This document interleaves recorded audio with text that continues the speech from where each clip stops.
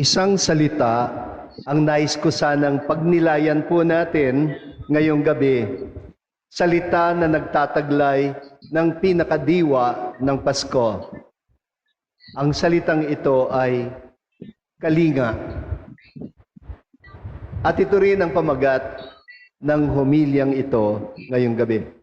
Pero bago ang lahat, kaunting pasakalye muna. Sigurado po ako, yung mga medyo kaedad ko na sa inyo, kilala ninyo ang isa sa sumikat na pelikula ng yumaong superstar na si Nora Aunor, na ang pamagat ay Minsay, Isang Gamo-Gamo. Corazon de la Cruz ang pangalan ng karakter na ginampanan doon ni Nora Aunor.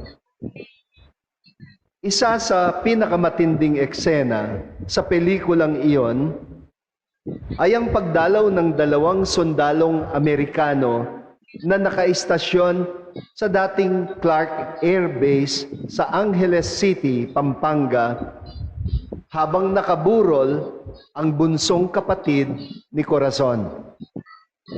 Namatay kasi ang binatilyo matapos mabaril ng isang sundalong Amerikano dahil napagkamalan di umano na ito'y isang baboy damo. Matatalim na tingin ang sinalubong ni Corazon sa dalawang sundalong mag-aabot sana ng kaunting abuloy. Nilapitan niya sila at doon niya binigkas ang linyang sigurado akong alam ng marami sa inyo. Sabi niya, "My brother," wow, alam ninyo, "ang kapatid ko ay hindi baboy damo," ang sabi niya. Ibig sabihin, hindi siya hayop. Pero tinuring niyo siyang hayop. Sa Tagalog, matinding mura ang salitang hayop ka. Kung masakit ang matawag na hayop, di hamak na mas masakit ang ituring bilang hayop.